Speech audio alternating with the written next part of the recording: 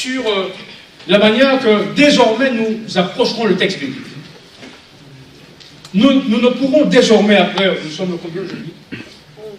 Après le 11 novembre, nous ne saurions aujourd'hui avoir la même lecture de la parole de Dieu et lire finalement les choses comme si nous lisions un roman. Nous devons nous arrêter, comme dit Ellen White, sur chaque pensée et sur chaque verset.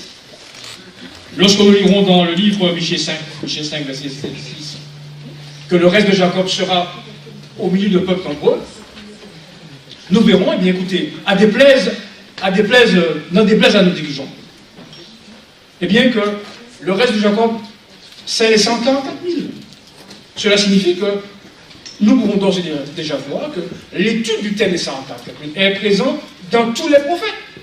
Et c'est pourquoi je nous dis que le mystère de Dieu s'accomplira comme il a déclaré à ses serviteurs les prophètes.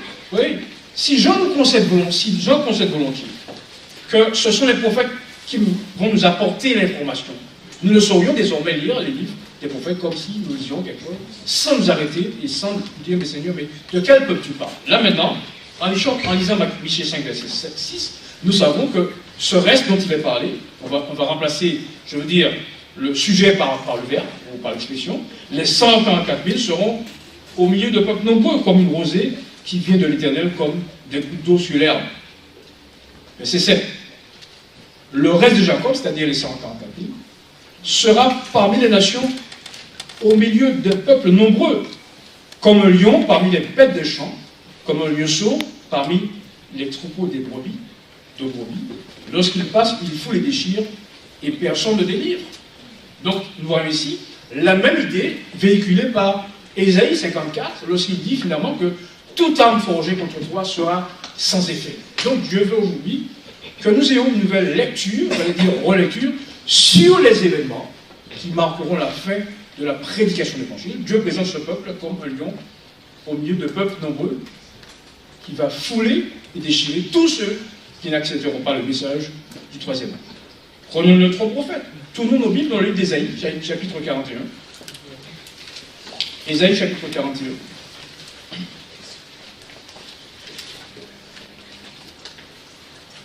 Alors, ce texte est un texte intéressant. Parce qu'on entend souvent certaines personnes se l'approprier dans des conditions particulières. Vous avez déjà vu certainement à l'école du sabbat, on prend un texte d'Ésaïe, on prend un texte de Jérémie, et on le lit. Et finalement, tout le monde le dit, ça y est, Dieu me parle à moi. Mais si nous voulons comprendre, je veux dire, la substance, la portée de message, il faut savoir à qui Dieu parle, de qui Dieu parle, de façon à ce que nous puissions extraire de ce verset la vérité dont nous avons besoin pour ce temps-ci, d'autant que l'apôtre Jean nous répète que le mystère de Dieu s'accomplira comme il a déclaré à ses serviteurs les prophètes. Nous lisons donc. Ne crains rien car je suis avec toi. Ne promène pas des regards inquiets car je suis ton Dieu. Je te fortifie, je viens à ton secours et je te soutiens de ma droite triomphante. Combien de fois n'avons-nous pas entendu ce texte cité à l'école du sabbat sans en comprendre véritablement la portée? Nous continuons. Je lis au verset 14. Pour savoir de qui Dieu parle ou encore à qui Dieu parle dans ce texte. Ne crains rien, vermisseau de Jacob, faible reste d'Israël.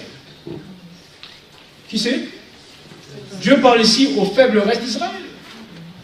Bien sûr, il n'est pas défendu de prendre ce texte pour soi, mais de manière spécifique, Dieu parle à ce peuple d'Israël, ce frère d'Israël, qui, comme nous l'avons vu, désigne qui? Les 100 ans. Et je répète, de manière réitérée, que le mystère de Dieu s'accomplira comme il a déclaré à ses serviteurs, les prophètes. Alors voilà finalement ce que Dieu fera de nous après nous avoir présenté comme étant un lion parmi les bêtes des champs. Voici, je fais de toi un traîneau aigu, tout neuf, c'est-à-dire dont on ne s'est jamais servi. Et vous verrez que dans d'autres versions, ce texte est employé comme il est dit, une moissonneuse batteuse. Alors quand Dieu dit cela, c'est pour que nous comprenions de quoi il parle. Et il ne peut pas faire autrement, puisqu'il s'agit de moissonner une grande moisson d'âme, d'où l'expression une moissonneuse batteuse, toute neuve, garnie de pointes. Tu écraseras, tu broieras les montagnes.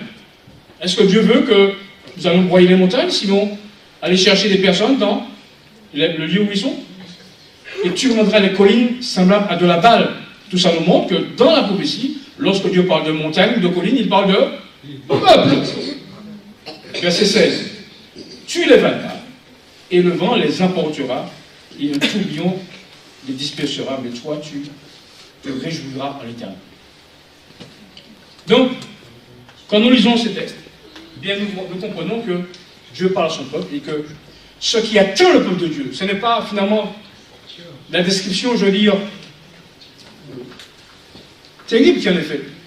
Mais Dieu parle ici du triomphe de l'Église. Lisons à nouveau un autre texte qui va nous montrer le triomphe de l'Église dans Michée chapitre 4. Michée chapitre 4.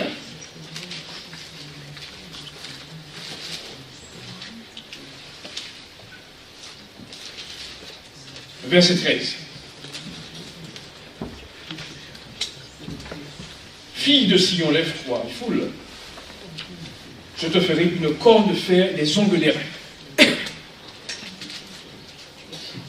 savez, quand vous êtes petit, vous allez finalement jouer dans la terre, ou même dans le sable, vous causez avec vos mains. Et après, c'est très douloureux, parce que finalement, Dieu n'a pas prévu qu'on utilisera les ongles pour gratter de la terre, du sable. Mais Dieu dit ici qu'il fera de son peuple comme des ongles d'airain. Tu boiras le verbe broyer, les peuples nombreux. Tu consacreras leur bien à l'Éternel et leur richesse au Seigneur de toute la terre. Vous voyez? Exactement comme Jean l'a dit. Le mystère de Dieu s'accomplira comme il a déclaré à ses serviteurs les prophètes. Oui, frères et sœurs. Les jambes de l'Évangile à ce moment-là seront les jambes du peuple qui le proclame. Et c'est seulement avec une armée parfaitement coordonnée. Une armée parfaitement coordonnée. Une armée à l'épreuve des balles, des projectiles de toutes sortes, que Dieu pourra accomplir son œuvre, celui d'arracher des multitudes, afin de les amener à sa glorieuse lumière, lorsque la bête à deux cornes dira que tous ceux qui n'adoreront pas l'image de la bête soient tués. Donc, pour terminer cette première partie avant notre pause, ce que Dieu voudrait que nous comprenions, c'est qu'il veut se servir d'un événement par lequel on a rabattu nos oreilles avec le même thème. Il veut que nous comprenions cet événement doit avoir une autre tournure dans nos esprits. Il veut que nous comprenions que les choses ne seront plus comme avant. Et que, de manière, je veux dire, subreptice, alors que les événements se passent, même quand nous dormons, eh bien, ils avancent. Ils avancent parce que c'est Dieu qui met dans le cœur des gens de faire des choses, même quand cela pourrait apparemment déranger son dessein. Ce n'est pas le proverbe qui dit quand Dieu approuve les voies d'un homme, il prédispose le cœur même de ses ennemis. Donc ce que Dieu veut nous montrer, c'est qu'il est là, hélas, de cette situation. Tout comme nous le sommes aujourd'hui aussi, parce que nous trimons, nous peinons. Nous voyons des efforts que nous faisons, je veux dire, en termes de croissance spirituelle, réduire à néant. Nous voyons des efforts que nous faisons en vue de l'évangélisation, réduire à néant. Mais il veut que nous sachions que, comme dirait l'apôtre, que nous ne devons pas être découragés. Que de la même manière qu'il a travaillé de l'intérieur, au sein d'une église établie, je parle de l'église juive, pour en extraire les 120 disciples de la chambre, Acte 1, verset 15, et bien de la même manière, il travaillera de l'intérieur pour produire de ce peuple, de cette église établie, un nombre si honni, même de la part des dirigeants, qui effraie les gens lorsqu'ils parlent des 144 000. Oui, il produira ces 144 000. Et lorsque la grossesse de Sion sera terminée, selon Ésaïe 66, versets 7 à 8, eh bien, les 144 000 naîtront. Ils seront à l'image de leur Sauveur, et ainsi, Dieu pourra se servir de Dieu pour annoncer l'Évangile dans le monde entier. Ce sera la première pause, et nous reviendrons, je veux dire, dans combien de temps? Quart d'heure. Un quart d'heure pour reprendre et continuer la deuxième. Comment Dieu va-t-il chercher ce groupe de personnes? C'est là notre deuxième partie. Pause. Vous savez que notre thème est le suivant. De la fin du protestantisme à la proclamation glorieuse du message du prophète. Vous savez, les prophètes ont prophétisé de la venue de Christ. Isaïe en a parlé, Isaïe 2. Michée 5 en a parlé aussi. Mais Moïse en a parlé. Dans Deutéronome 18, verset 15. Éternel, ton Dieu t'enverra un prophète comme moi, vous l'écouterez. Malheureusement, les prophètes n'ont pas pu voir ces événements, dont ils désiraient certainement voir l'accomplissement. Et cela me fait penser au texte de 1 Pierre 10 et suivant. Puisque nous parlons de la fin de la proclamation glorieuse de l'Évangile, passez-moi l'expression, je donnerai cher pour voir ces événements. Pour voir le scellement des 144 000, pour voir leur triomphe, pour voir le lieu que Dieu prépare pour son peuple. Et parlant de cela, un peu avec, je dirais, un grain de nostalgie, qui vient de Dieu, pas de celle de François, dans 1 Pierre 1, verset 10 et suivant, je lis ceci. Les prophètes qui ont prophétisé touchant la grâce qui vous était réservée ont fait de ce salut l'objet de leurs recherches et de leurs investigations. Si moi je devais écrire une épître, je paraphraserais ce texte en disant: les prophètes ont prophétisé touchant la fin de la proclamation de l'Évangile, puisqu'on a vu que c'est le cas. Ils ont non seulement parlé de la fin de la prédication de l'Évangile, ils ont parlé de la venue de Christ, ils ont parlé de la fin de la prédication de l'Évangile. Ainsi que dit le disciple bien-aimé, le voyant de Patmos. Le mystère de Dieu s'accomplira comme il a déclaré à ses serviteurs les prophètes. Verset 11, ils ont voulu savoir l'époque, les circonstances marquées par l'Esprit de Christ qui était en lui, et qui attestait d'avance les souffrances de Christ et la gloire dont elles seraient suivies. Et moi, je voudrais paraphraser, si je puis dire, ce texte, tout en sachant que je n'ai pas la trempe de Pierre ou de Paul, je dirais néanmoins ceci. Ils voulaient savoir l'époque, les circonstances qui concernaient la fin de la prédication de l'Évangile, puisqu'ils l'ont fait.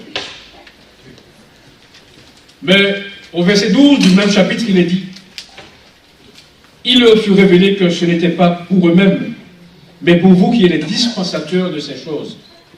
En d'autres termes, Pierre disait aux gens à qui il écrivait, je rappellerai que Pierre était l'apôtre des circoncis, et qu'il commence sa première épître aux 12 tribus qui sont dans la dispersion salut. Un clin d'œil manifeste à ceux qui seraient tentés de croire que Dieu a perdu la trace des 12 tribus d'Israël. Eh bien, qu'ils sachent que Dieu n'a pas perdu leur trace. Parce qu'au dernier livre de la Bible, il est révélé que ce sont ces 12 fois 12 000 de toutes les tribus des fils d'Israël. Et puisque Dieu, pour pouvoir, je veux dire, incruster une vérité, il est passé maître dans la pédagogie de la répétition. Nous allons un petit peu passer, je voudrais revenir sur la question du mystère de Dieu afin que nous comprenions bien les choses. Et que désormais, lorsque nous lirons ces textes, et que nous nous pénétrerons de l'idée que nous pourrions, je parle au conditionnel, être les témoins oculaires de ces prophéties. Je voudrais revenir sur la question du mystère de Dieu et embrayer un petit peu sur la fin de la prédication glorieuse de l'Évangile. Tout le monde nos Bibles, dans le livre des Colossiens, chapitre 1er. Colossiens, chapitre 1er.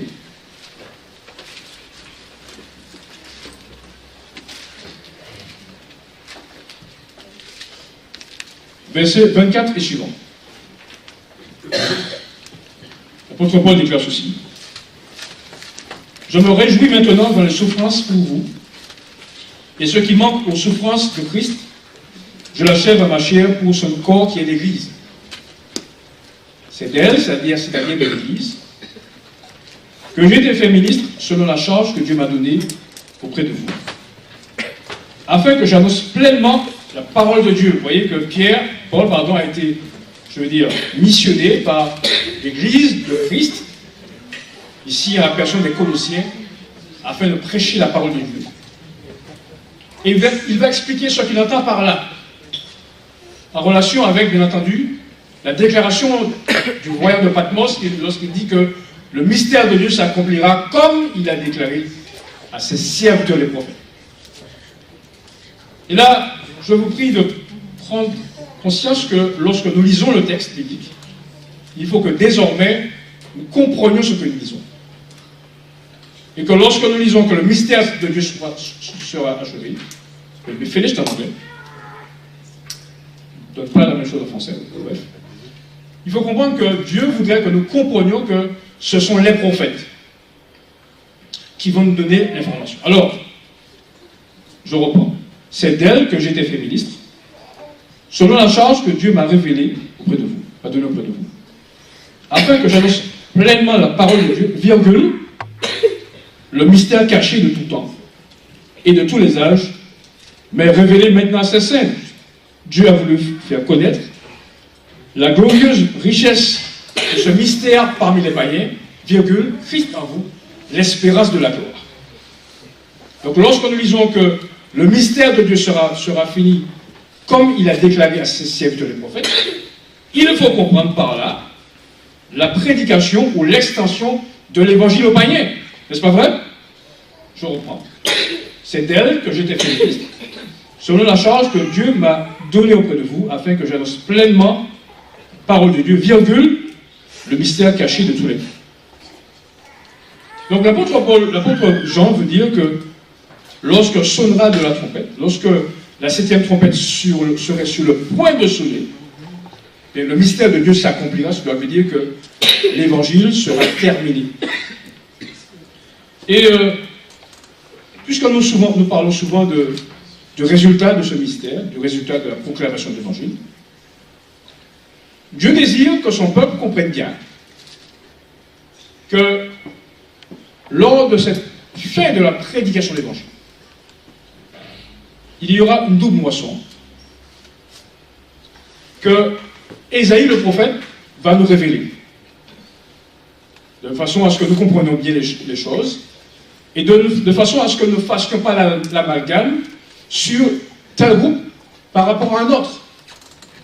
Et cela nous permettra de comprendre ou de déboucher finalement sur les personnes qui seront impliquées dans la fin de la proclamation glorieuse du troisième ange. Je répète, afin que nous comprenions les personnes qui seront impliquées dans la fin de la proclamation glorieuse du troisième ange, puisque, comme nous l'avons dit, et ce n'est pas un abus de langage que de le dire, ce n'est pas un abus de confiance que de le dire, que nous voyons que nous sommes les témoins oculaires du prélude, de la mise en marche de cette situation. Et comme je m'ai dit, cela finalement devrait nous faire, bondir de joie, savoir que Dieu maintenant nous présente des choses telles qu'il a dites à ses serviteurs et à sa servante Hélène Joël, tant décriées aujourd'hui au sein de l'Église adventiste. Eh bien, ceux qu'il a décrits aujourd'hui, enfin le verbe décrier, je veux dire, en ont pour leurs frais, parce qu'ils voient que les choses se réalisent exactement comme Dieu l'avait révélé à cette humble servante. Et cela encore devrait nous donner plus de fierté de faire partie de l'Église adventiste, auquel Dieu a gratifié du don de l'esprit de prophétie. Je voudrais lire donc Ésaïe chapitre 56. Ésaïe chapitre 56. Verset 1 et 2. Alors je vois qu'il y a des jeunes parmi nous. J'ai des jeunes comme eux. Et je me réjouis qu'ils soient présents aujourd'hui. Qu'ils sachent que Dieu leur réserve l'avenir glorieux. Celui de participer à la proclamation de l'Évangile. Celui d'occuper le poste le plus privilégié auquel aucune personne n'ait jamais aspiré. Être debout sur la montagne du Sion, avec l'agneau. Être les co-gérants du royaume de Dieu lorsque le temps sera venu. Quel plus auguste privilège auquel on pourrait aspirer, si ce n'est d'être en compagnie de l'agneau.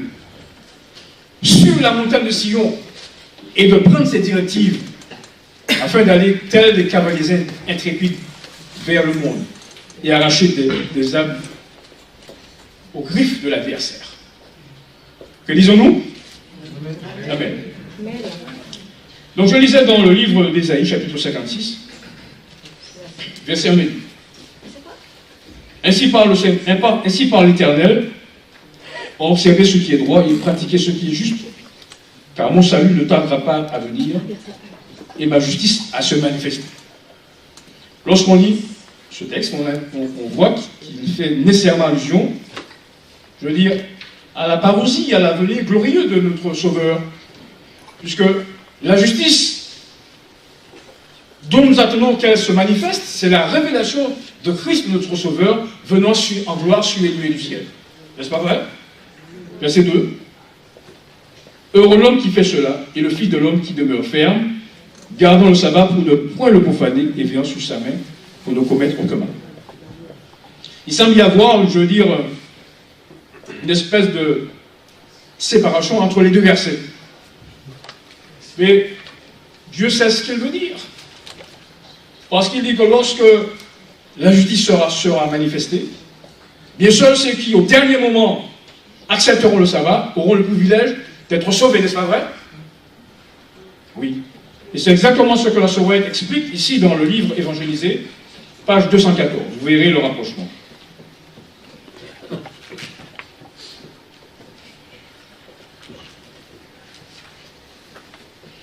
Je lis. Page 214, une marque future. La substitution du sabbat est le signe ou la marque de l'autorité de l'Église romaine.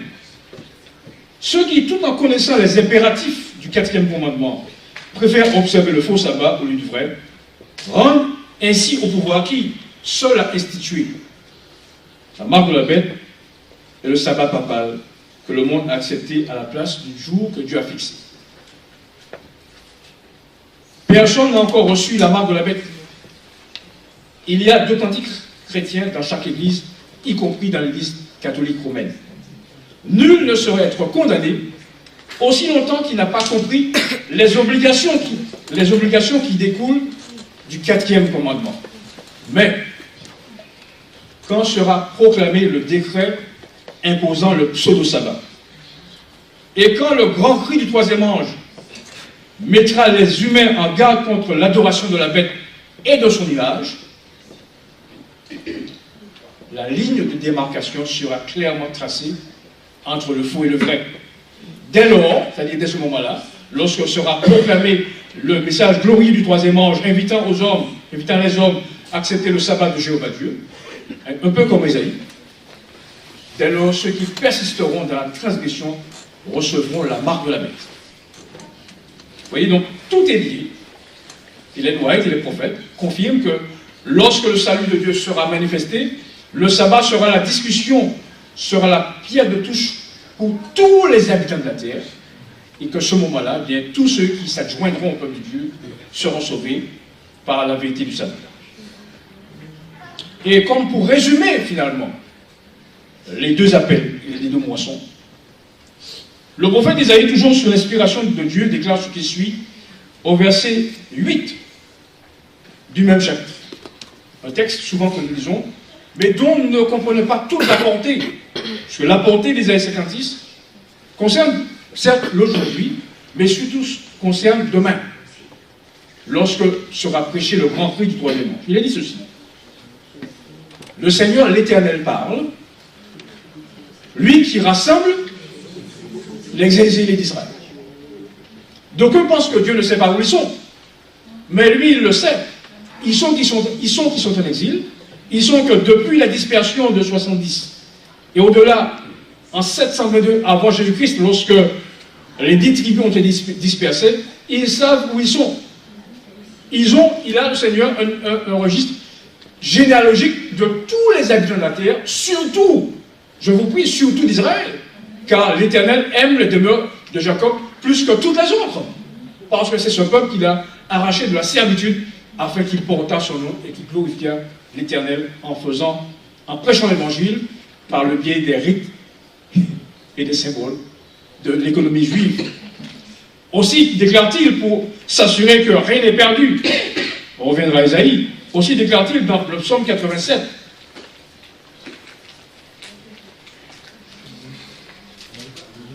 psaume 87,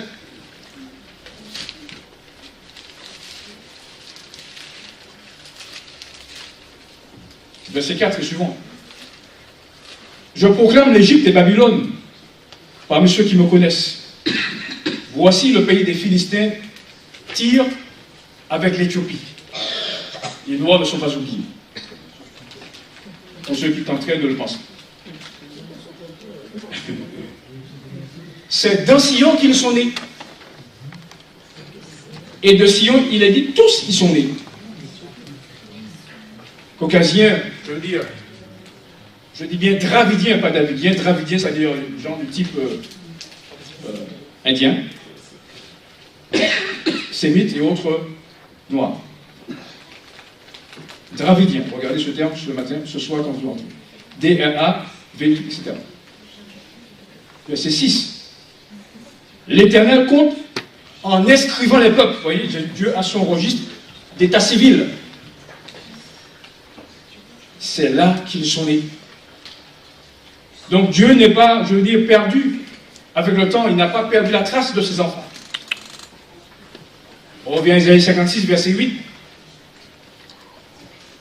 Le Seigneur, l'Éternel, parle.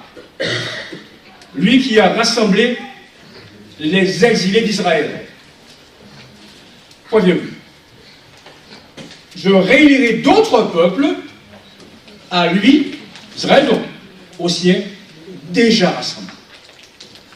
Donc on voit bien finalement que Dieu sait ce qu'il dit, et puisqu'il sait ce qu'il dit, et puisqu'il nous a dit que le mystère de Dieu s'accomplira comme il a déclaré à ses serviteurs les prophètes, de même qu'il a parlé de 12 fois 12 000 à Jean, il a parlé aussi d'une foule que personne ne pouvait compter. Ainsi, par le biais ou par le poids des évidences, je dis bien par le poids des évidences, par la relation entre le verset entre eux, si nous serions tentés de faire un amalgame entre les 144 000 et la grande foule de gens, eh bien, Isaïe nous rappelle à l'ordre. Il dit non, le Seigneur l'Éternel parle, lui qui rassemble les exilés d'Israël, point virgule, après les avoir rassemblés, je réunirai d'autres peuples à lui aux siens déjà rassemblés. Donc, à travers cette déclaration d'Isaïe 56, eh bien, Dieu se prémunit contre toute tentative d'amalgame en montrant que, puisqu'il a donné la vérité aux prophètes, eh bien, les prophètes, en tout cas ceux d'Isaïe, les hommes bien, la distinction entre les deux groupes de personnes. Et puisque la Sœur White nous dit que les 144 000, en tout cas, qu'il nous faut lutter contre avec toutes nos forces pour faire partie des 144 000, nous voyons que Dieu ne s'est pas trompé. Puisque dès lors, dès 1944, l'Église, pour ainsi dire, est dans les douleurs de l'enfantement afin d'enfanter le peuple glorieux des 100 ans. Alors, maintenant, je voudrais que nous, réfléchissions à des choses pour le moins solennelles. Je dirais que le peuple de Dieu a la manie, peut-être une bonne manie, de s'en référer aux pharisiens et aux docteurs de la loi d'aujourd'hui, afin de s'assurer que, je veux dire, qu'ils ne sont pas dans l'erreur, qu'ils ne sont pas dans l'hérésie. Ce qui est, je veux dire, fort louable en soi. Mais il est important de comprendre que, en matière de décision de ce qui est la vérité ou l'erreur, nous sommes les seuls à pouvoir, je veux dire, décider de la vérité. Car même si certaines choses semblent hors de notre portée, je veux dire que même le plus humble d'entre nous comprendra que Ésaïe parle de deux groupes d'individus. Il ne parle pas du même groupe. Le fait qu'il dise d'autres peuples montre bien qu'il y a une distinction par rapport à ceux rassemblés précédemment et les autres qui viennent par la suite. Ainsi, finalement, ils ont compris que, exactement, que Isaïe 56 est en écho avec ce que Jésus a dit est en écho avec Ésaïe, puisque Jésus dit qu'il y a d'autres brebis qui ne sont pas de la bergerie, c'est là, il faut qu'il les amène.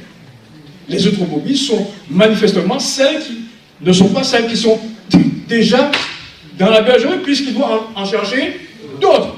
Même un enfant comprenait que les autres ne peuvent pas être les seules et mêmes personnes, il s'agit bien de distinguo entre les deux. Ainsi, à cause de cela, à cause du danger que représentait finalement l'absence personnelle d'investigation et de détermination en ce qui a trait à la vérité, la plume inspirée déclare ceci dans le livre Témoigner, volume 2, page 505. Elle parle des dirigeants que nous aimons au passage. Nous avons y rentré. Plaçant la Bible entre leurs mains, il, Christ, poursuivit. Un peu comme Jésus disait aux pharisiens. Vous n'avez qu'une faible connaissance de cet ouvrage. Vous ne connaissez ni les Écritures, ni la puissance de Dieu, ni l'importance capitale d'un message destiné à un monde en péril. C'est quelque chose. Imaginez le Christ venant aujourd'hui, descendant, allant au 161 ou 61 de l'avenue Émile Zola, et disant au tenant de l'Union que vous ne connaissez pas les Écritures. C'est quelque chose, qu'est-ce qu'il dirait? Accepterait-il cette déclaration péremptoire et sans discussion de l'agneau, du témoin fidèle, ou rejetterait-il contre sa affirmation selon laquelle ils ne connaissent pas les Écritures? Bref, le passé a prouvé que les maîtres et les élèves ne savent que peu de choses au sujet des vérités terribles qui sont de vivantes réalités pour le temps que nous vivons. Imaginons que Dieu descende au Silver Springs, Maryland, où se trouve la conférence générale, et que Jésus dise à Ted Wilson, le message du troisième ange serait proclamé devant vous, Ted Wilson, ou devant toute la ligne, devant un grand nombre de ceux qui se disent éducateurs, qu'ils ne le comprendraient pas. Excusez du peu. Le message du troisième ange serait proclamé sur toute la ligne devant un grand nombre de ceux qui se disent éducateurs, qu'ils ne le comprendraient pas. C'est quelque chose. Il continue en disant, si vous avez la connaissance qui vient du Sauveur, votre être tout entier proclamerait la vérité du Dieu vivant à l'humanité qui se meurt sous le poids de ses péchés. Mais des livres et des journaux qui ne contiennent qu'une faible partie de la vérité présente sont exaltés, et nombreux sont ceux qui se croient trop sages pour s'en tenir un ainsi a dit l'Éternel. Je voudrais que vous posiez la portée de ces déclarations, et que dans l'exercice de la découverte de la vérité, eh bien, vous ne comptiez que sur vous-même et sur la révélation de l'Esprit de Dieu. On n'a pas besoin d'être intellectuel pour comprendre qu'il y a deux groupes de personnes mentionnées, je veux dire, dans la Révélation et dans Isaïe. Ainsi, lorsqu'on vous dira que j'ai entendu les 144 000 la regarder là d'une grande foule, vous direz que ce n'est pas un ainsi dit l'Éternel. Vous direz que lorsque Jean parle de 144 000 et que les personnes disent que la grande foule vient de ressusciter, vous leur direz, je suis désolé, ce n'est pas ainsi dit l'Éternel, car l'Écriture dit que ce sont ceux qui viennent de la grande tribulation, n'est-ce pas vrai? Donc si vous venez de la grande tribulation, vous ne venez pas nécessairement, je veux dire, depuis la réaction d'Adam. N'est-ce pas vrai? Donc vous ne pouvez pas accepter ce message, ce n'est pas la vérité. Le fait de dire que la grande foule et les 144 000 sur la croix, c'est une seule chose. Que la grande foule serait, je parle au conditionnel, serait un complément, je veux dire, des 144 000, n'a pas sa place dans la parole prophétique, car La parole prophétique nous apprend de manière claire, tant à la fois dans les écrits de Jean le Révélateur et ceux d'Ésaïe 56 et 8 et d'autres encore, Zacharie chapitre 2 verset 11, 10 et 11, montre que ce sont deux groupes séparés et distincts. Et que cela soit très clair pour tout adventiste. Je veux dire, sa démarche consiste à faire partie des 140 000. Vous n'avez pas votre place dans la grande foule. Les 140 000, c'est pour l'Israël de Dieu, pour l'église adventiste. Si vous allez chercher votre place dans la grande foule, eh bien, vous serez surpris de vous dire, mon frère, ma soeur, mais tu as raté, je veux dire, la fête. Tu ne fais pas partie, c'est pas pour toi la grande foule. La grande foule, c'est la fête des tabernacles, qui est la fête de la moisson. Tandis que pour les 140 000, c'est la fête des prémices. Exactement comme cela se faisait pour je veux dire, l'économie hébraïque. De même que les 120 étaient un groupe dispersé de ceux qui vont chercher, vous ne pouvez en faire partie des deux. Vous avez un groupe pour lequel vous devez lutter. C'est pour les 144 000, car nous répétons à loisir que nous attendons la seconde Pentecôte. Qu'est-ce que la seconde Pentecôte? En tout cas, qu'est-ce que la Pentecôte? C'est la révélation de l'Esprit Saint pour les prémices. C'est comme si aujourd'hui on me disait que pour l'économie hébraïque, alors que Dieu avait donné des fêtes claires en ce qui a trait aux prémices, dont la fête était, je veux dire, le premier jour après le sabbat, c'est-à-dire le dimanche, lorsque la gerbe était agitée devant l'Éternel, qu'on me dise finalement que, bien écoutez, que cette fête des prémices était en même temps la fête des tabernacles. Alors que Dieu disait de manière très claire que la fête des prémices aura lieu le lendemain du sabbat de Pâques, et qu'elle devait se confirmer 50 jours après, c'est-à-dire Pentecôte, au lendemain du second, du second mois, le sabbat du second mois, lorsque, à partir, je me répète, on devait compter 50 jours après la première fête, qui était la gerbe agitée. Et 50 jours après, ça tombait un dimanche, il y avait une deuxième fête. En lieu des prémices, c'était la fête de la Pentecôte. Et le 7e mois tombait, je veux dire, la fête des tabernacles. Nous ne sommes pas candidats à la fête des tabernacles. Nous répétons à tue-tête que nous attendons la Pentecôte. La Pentecôte, c'était pour les prémices, pas pour la fête qui englobait l'ensemble de la moisson. Donc c'est pourquoi Dieu veut corriger finalement ces erreurs en nous invitant à prendre la parole de Dieu et les écrits des prophètes. C'est ce que la Bible enseigne. Je vous espère que vous continuerez à avancer avec nous, car aujourd'hui c'est une date fondatrice. Il y a le 11 novembre et après. Maintenant vous êtes dans une autre démarche, puisque nous avons vu que Dieu est en train de mettre les choses en marche. Nous pouvons rester, je veux dire, dans la synagogue, à boire du lait frelaté ou du vin frelaté. Il faut que nous continuions à venir de façon à ce que nous fassions partie des prémices, puisque nous sommes là déjà, les autres viendront après. Alors quand je parle des prémices, je ne parle pas d'un groupe distinct des 140 000. Je parle des personnes qui ont, je veux dire, qui sont venues d'abord, un peu comme les disciples étaient les prémices des prémices. Mais quand la fête de la Pentecôte est venue, il n'y a pas eu un petit groupe à part les 12 et à part les 120, ou encore la soustraction entre les deux. Tout le monde était ensemble. Lorsqu'on parle de prémices des prémices, ce sont ceux qui ont, je veux dire, qui sont venus avant. Christ, les disciples en l'occurrence.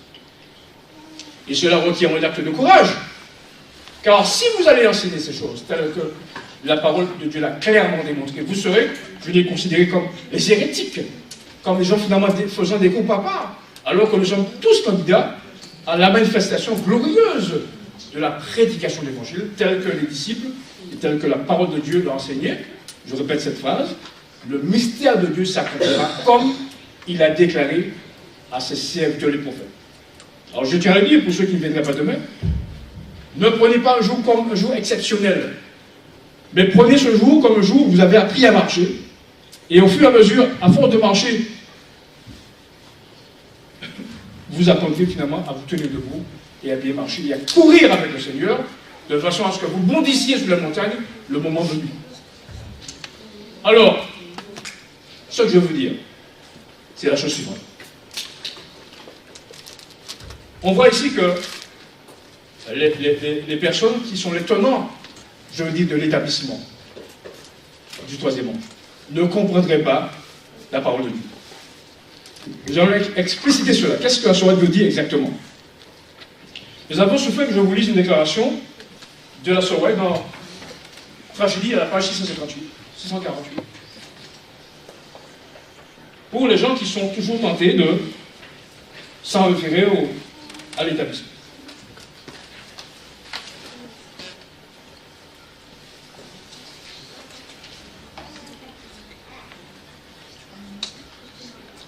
Je lis ici au premier paragraphe. La vérité et la gloire de Dieu sont inséparables. Il est impossible à ceux qui ont accès à la parole de Dieu d'honorer Dieu avec des opinions erronées. Les bonnes intentions ne suffisent pas.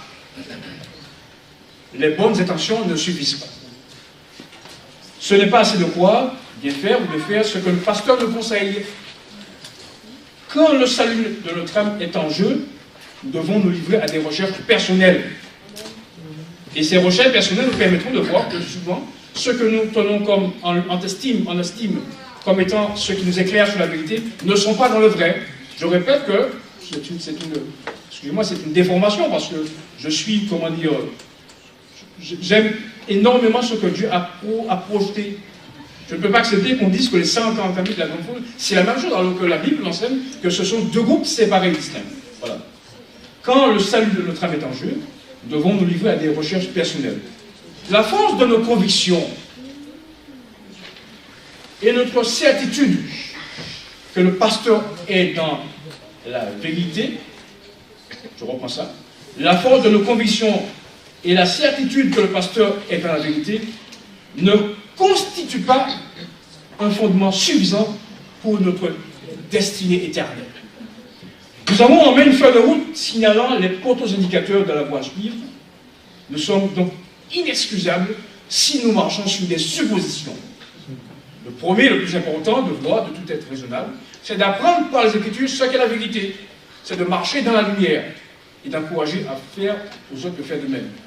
Nous devons chaque jour étudier la Bible avec soin, nous arrêtons avec soin, avec chaque pensée, et comparant les versets entre eux. Il faut comparer les versets entre eux, et si finalement vous avez une abondance de prophètes qui s'accordent avec Jean le Révélateur, eh bien vous abonderez dans le sens de Jean, lorsqu'il dit qu'il y a deux groupes séparés et distincts, et que vous ne ferez pas l'amalgame entre les deux, car vous avez un objectif, celui de vous tenir sur la montagne de Sion avec l'agneau. Alors si l'agneau vous attend sur la montagne de Sion et que vous attendez pour la fête des tabernacles, je suis désolé, vous ne ferez pas partie de ceux qui prendront le poste exalté sur la montagne de Sion, lieu à partir duquel bien, nous irons chercher les grandes foules vers toutes les nations. C'est Tragédie, page 648 et 640. Alors, je crois avoir répondu à une question déjà qui m'a été posée, mais nous allons approfondir la question. De quelle heure? 50 minutes. Alors, la grande question est de savoir comment les 140 000 seront-ils moissonnés.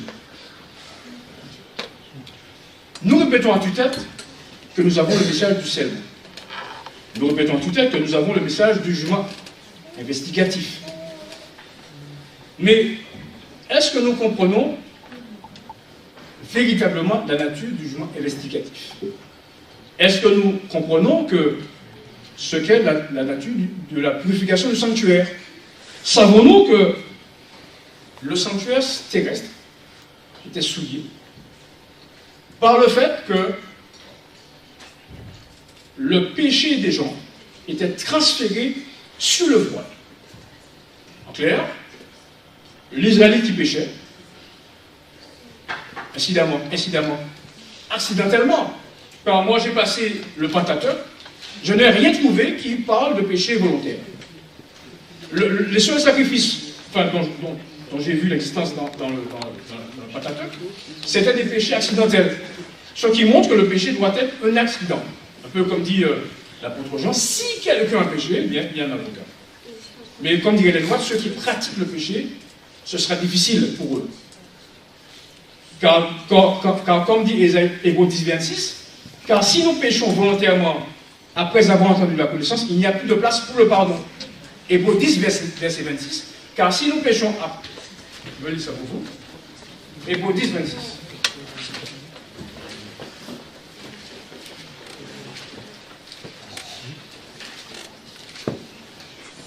Car si nous péchons volontairement, après avoir reçu la connaissance de la vérité, il ne reste plus de sacrifice pour les péchés. Hébreux 10, verset 26. On a entendu? J'ai entendu aussi. Car si nous péchons volontairement après avoir reçu la connaissance de la vérité, il ne reste plus de sacrifice pour le péché. Donc que chacun de nous comprenne bien que chacun ne devrait pas s'installer dans le péché ou encore pratiquer le péché. Le péché doit être quelque chose d'accidentel. Comme on dit chez nous, désolé pour les Français de France, si courir vini. Si courir vini, comme on dit chez nous. C'est-à-dire, si d'aventure, c'est ce que Dieu voudrait. Que nous considérions, comme c'est ainsi que Dieu voudrait que nous considérions le péché. Alors, je disais que, comment se purifiait le sang? C'est parce qu'il y avait du sang, et on prenait le sang, on le mettait sur le poil, qui sépare les deux parties du sanctuaire. Et le 7e mois, le 10e jour du mois, eh bien, il y avait la purification. De même dans le sanctuaire céleste, le péché fait son introduction dans le sanctuaire. Comment? Par le fait que dans le sanctuaire, il y a des livres où est inscrit tout ce qu'il y a comme péché de la part des personnes. Donc lorsque notre souverain sacrificateur est entré en 1844 dans le lieu céleste, il a commencé le jugement. Il a sorti ses dossiers, il a commencé par Abel, premier des morts. Abel, je crois qu'il n'y a pas de doute là-dessus, aura la vie éternelle. Ensuite, il est passé par Adam, etc. Adam aura la vie éternelle. Et comment le sanctuaire est-il purifié? Il est purifié en ce que les noms des personnes figurant dans les livres, dans le sanctuaire. Je rappelle que le jugement se passe dans la deuxième partie. Dieu considère les livres, finalement, il va faire quoi? Il va conserver les noms et en effacer d'autres. D'accord? Quand je dis page 525.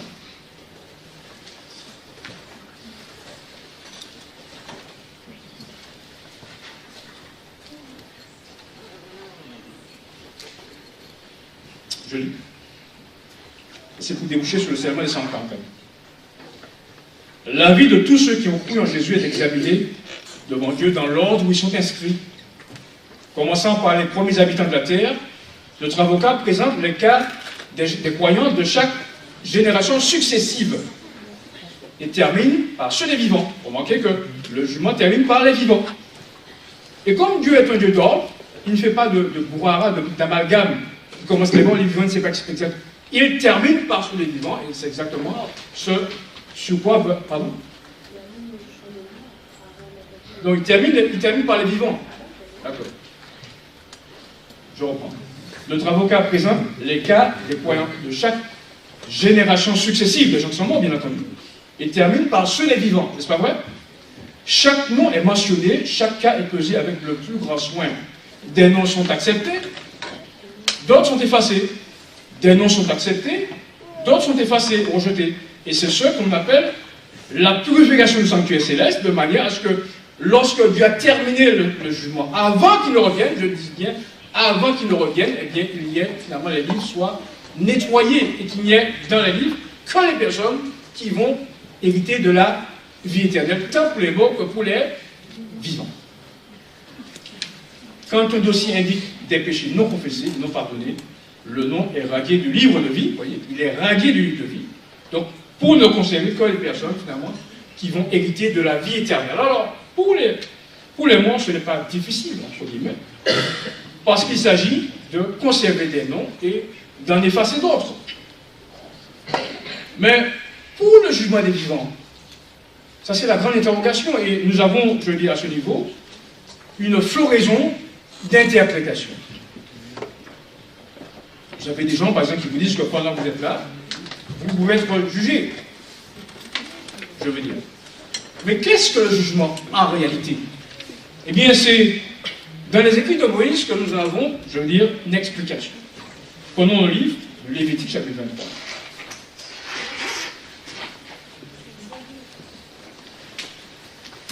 Lévitique chapitre 23.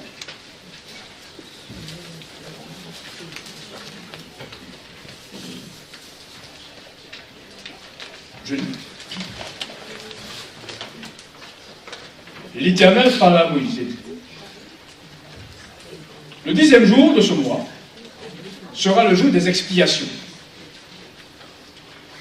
Vous aurez une sainte convocation et vous humilierez vos âmes et vous offrirez à l'Éternel des sacrifices consumés par le feu. Vous ne ferez aucun ouvrage ce jour-là, car le jour des expiations devrait être, car c'est le jour des expiations où devrait être faite pour vous l'expiation devant l'Éternel, votre Dieu. Ces gens-là, on me demande de m'arrêter, c'est pour le savoir.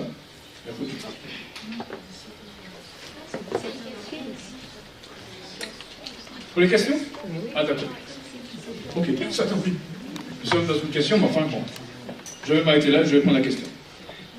Ok, donc en tout cas, frères et sœurs, je vous remercie pour votre présence, pour l'étude. Je sais que demain c'est un jour assez particulier, c'est le dimanche. Mais souffrez, je vous prie de venir afin que vous découvriez, vous continuez à découvrir ce que Dieu a pour nous. Alors comme je dis, cette réunion n'est pas une réunion comme les autres. C'est une réunion qui vous permet de comprendre le projet divin de la fin du protestantisme jusqu'à la proclamation glorieuse du message des 300. Alors je me consolerai en disant que ceux qui ne sont pas là aujourd'hui pourront suivre ceci sur YouTube, parce que nous allons le mettre sur YouTube. C'est des gens là, bon, ce sera pour après, enfin je veux dire ceux qui veulent le voir après. Mais je concède volontiers avec vous que le direct ne vaut pas le différé. Donc, venez pour le direct et puis si vous voulez avoir quelques explications, vous allez continuer à voir sur le différé. Alors je propose qu'avant que nous passions question, que nous clôturions cette partie-là. Oui, que nous demandions à l'Éternel son Saint-Esprit afin que nous puissions répondre aux questions, non pas de nous-mêmes, mais sur la base de la Bible et sur la base de l'esprit de prophétie. Oui. Ça vient d'aller jusqu'au bout de ce que tu étais en train de dire. Ah d'accord. Oui. De toute façon, ça fait partie d'une question. Parce qu'on m'a posé la question, d'où sortent les 144 000? Donc je suis en plein dedans, avec un peu d'avance.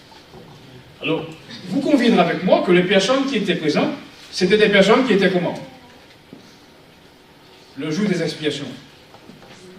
Vivants, n'est-ce pas vrai? C'était des vivants. Et qu'est-ce que Dieu disait pour cela? Il disait, verset 29, toute personne qui ne s'humiliera pas ce jour-là sera retranchée de son peuple. Toute personne qui fera ce jour-là un ouvrage quelconque, je la détruirai au milieu de son peuple. Alors qu'est-ce que Dieu veut dire car que cette personne était retranchée du peuple? Laissons lui-même, Moïse lui-même, expliquer ce qu'il entend par être retranché du peuple. Prenons Exode 31.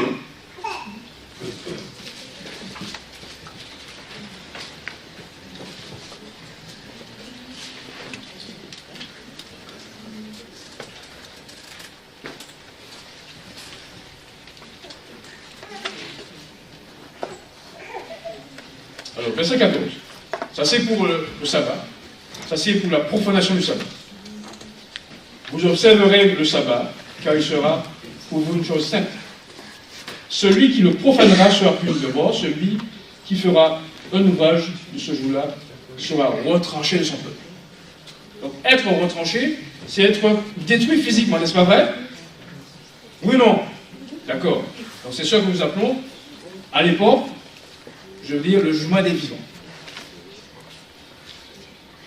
Eh bien, c'est exactement ce que Dieu fera en ce qui a trait aux vivants de l'Église adventiste. Puisque ces choses nous ont été données comme type. de façon à ce que nous comprenions ce que Dieu veut faire lorsque viendra l'antitype. Donc nous disons que le jugement des vivants, avant le retour du Christ, sera l'élimination des pécheurs du sein de l'Assemblée de Dieu. Et je précise bien, avant le retour du Christ. Parce que n'oubliez pas que ces personnes vivantes ont leur nom inscrit dans le livre de vie. Et que si Dieu ne faisait pas cette opération avant son retour, eh bien, le sanctuaire céleste serait encore souillé lorsque Jésus viendrait. Est-ce qu'on a bien compris cela? Si Dieu ne purifie pas ce sanctuaire avant son retour, lorsqu'il viendrait, le sanctuaire céleste serait souillé. On m'a fait signe de... D'accord. Donc, on va poursuivre sur ça tout à l'heure. C'est le sabbat. Continuons le sabbat. Alors, juste pour information, je voudrais dire que Dieu voudrait que nous fassions, que nous tenions tout des heures de clôture du sabbat. Et que lorsque le sabbat se clôture, Dieu veut, selon Témoignage volume 2, volume 3, page 26, Dieu voudrait que nous clôturions le sabbat avec des chants et des prières, ce que nous faisons maintenant. Même si nous sommes dans une réunion religieuse.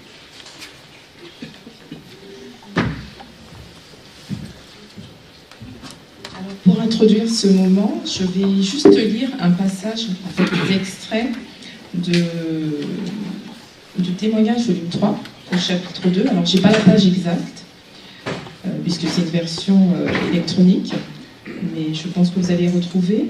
Donc, on nous dit « L'observation du sabbat nous réserve de grandes bénédictions.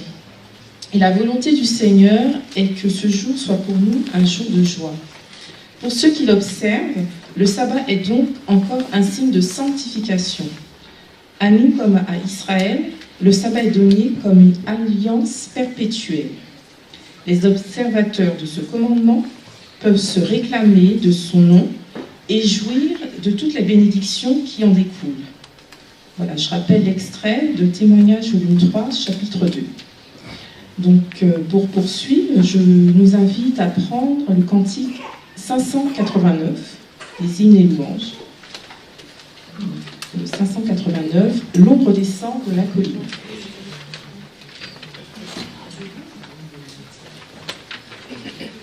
Alors, je vous invite à vous mettre debout.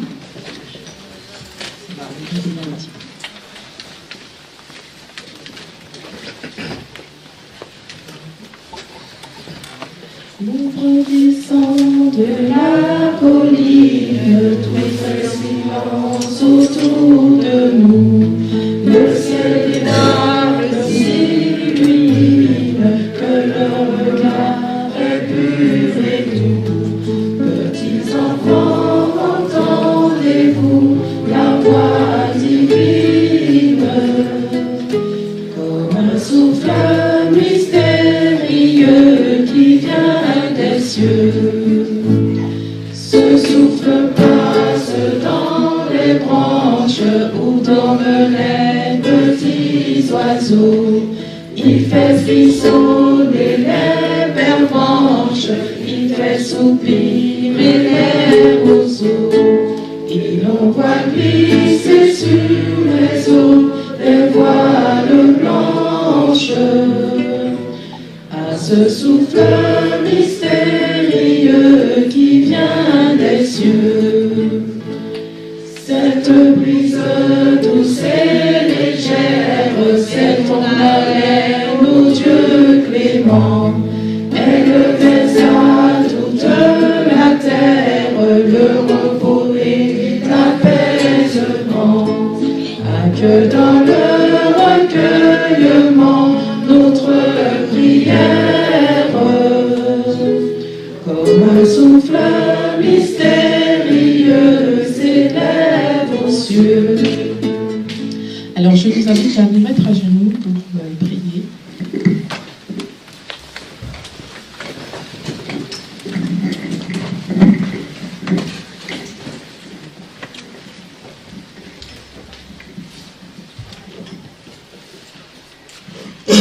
Nous voulons te remercier pour ce saint jour que tu nous as donné, parce que c'est une grâce de ta part d'être vivant encore, debout, et de bénéficier, mon Père, de toutes tes bénédictions, tous tes bienfaits. Nous reconnaissons